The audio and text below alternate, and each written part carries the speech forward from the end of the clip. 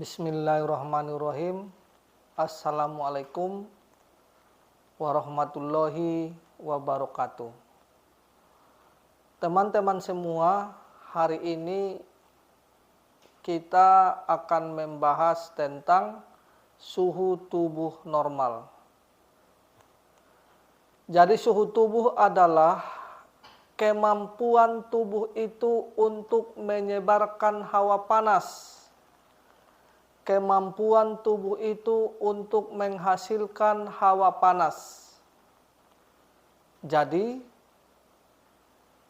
bila suhu tubuh itu di atas suhu tubuh normal terus-menerus, bila suhu tubuh itu di bawah suhu normal terus-menerus, ini mungkin suatu pertanda bahwa ada masalah di tubuh Anda yang perlu diperhatikan. Jadi, suhu tubuh normal seseorang itu bisa berubah-ubah setiap waktu. Biasanya ini dipengaruhi oleh aktivitas seseorang. Bisa dipengaruhi oleh makanan dan minuman yang dikonsumsi. Bisa juga dipengaruhi oleh pola hidup. Bisa dipengaruhi oleh waktu atau saat menstruasi, saat kehamilan, dan saat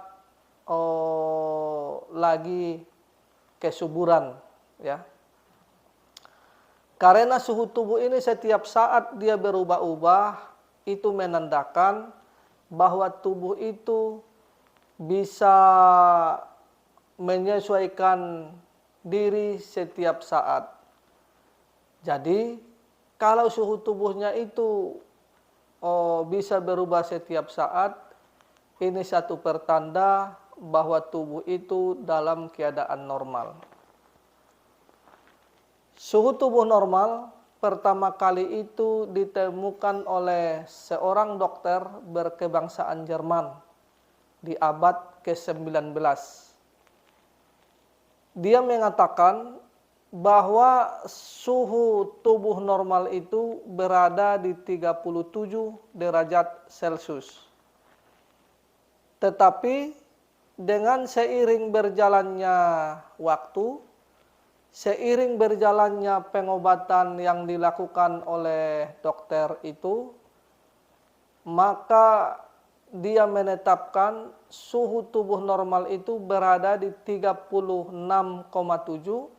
sampai ke 37,2.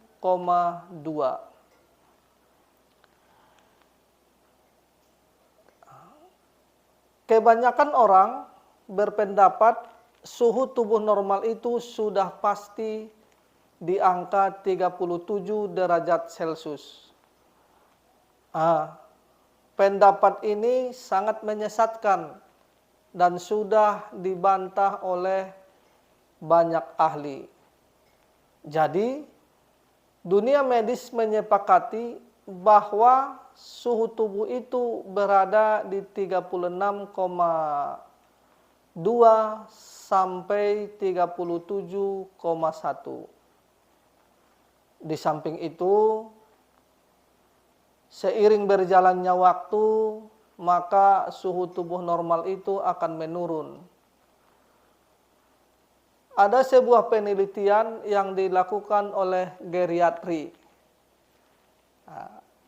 Mereka mengumpulkan orang lanjut usia sekitar 150 orang dan berumur sekitar lebih kurang 80 tahun. Setelah mereka teliti, maka penelitian ini menyebutkan bahwa suhu tubuh orang lanjut usia itu cenderung menurun. Bahkan suhu tubuhnya itu tidak pernah berada di 37 derajat Celcius. Walaupun orang tua yang lanjut usia itu dalam kondisi sakit pun, mereka tidak pernah suhu tubuh normalnya itu berada di angka 37 derajat atau lebih sedikit ya.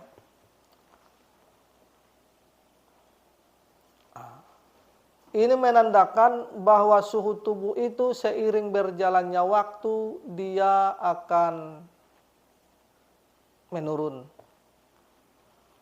Jadi ada bahasanya itu suhu tubuh normal. Ada juga di bawah suhu tubuh normal itu sering disebut hipotermia. Di atas suhu tubuh normal sering disebut demam. Di atas suhu tubuh demam atau suhu tubuh itu tinggi sering disebut hipertermia. Kalau suhu tubuh itu terlalu tinggi maka sering disebut hiperpireksia. Jadi suhu tubuh di bawah normal sering disebut itu hipotermia. Nah, kalau diukur itu dia di bawah 36 derajat Celcius.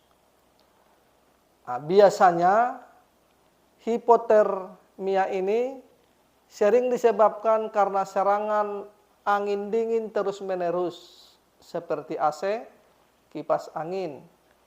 Terus juga bisa juga disebabkan serangan dingin atau cuaca dingin terus-menerus. Makan makanan yang bersifat lembab dan dingin. Orang kekurangan nutrisi. Maka ini yang menyebabkan kasus itu hipotermia. Jadi gejala dan tanda hipotermia itu seperti badan itu terasa berat, tubuh itu menggigil, badan terasa dingin, kaki tangan terasa dingin, sering flu, pilek, ya. Terus juga badan itu terasa tidak nyaman. Kalau ini tidak teratasi, maka akan menyebabkan kesadaran itu menurun. Jadi salah satu teknik untuk menaikkan suhu tubuh itu, maka hindarilah serangan angin dan dingin. Seperti AC tadi, seperti kipas angin ya. Terus makan makanan protein hewani. Terus pakailah pakaian-pakaian yang tebal dan bersifat kering. Minumlah obat-obatan yang bersifat hangat kering atau bisa juga yang bersifat panas kering. Ya. Suhu tubuh di atas normal itu sering disebut demam. Nah, itu berarti kira-kira itu kalau diukur di atas 37 ya. Jadi demam itu sering disebut peningkatan suhu tubuh. Diingat ya teman-teman ya. Jadi yang sering disebut demam itu peningkatan suhu tubuh yang sepenuhnya itu terkendali oleh pengaturan suhu tubuh. Ya, saya ulangi sekali lagi. Jadi demam itu adalah peningkatan suhu tubuh yang terkendali sepenuhnya oleh pengaturan suhu tubuh. Biasanya suhu tubuh itu akan meningkat ketika terjadi pertempuran antara serangan penyakit dan daya tahan tubuh. Artinya begini, ketika terjadi pertempuran antara daya tahan tubuh itu dan penyakit penyerang, maka timbullah demam atau suhu tinggi. Jadi suhu tinggi itu atau demam itu bukan mutlak itu berbahaya, tapi itu adalah reaksi alami tubuh itu untuk mempertahankan bahwa kondisi tubuh itu dalam kondisi baik-baik saja. Terus ada juga tadi yang sering disebut hipertermia. Jadi hipertermia itu ketika dia diukur berarti sekitar di atas lebih kurang 38 sampai 39 derajat Celcius. Jadi yang sering disebut hipertermia itu peningkatan suhu tubuh yang tidak dikendalikan atau yang tidak terkendali oleh pengaturan suhu tubuh.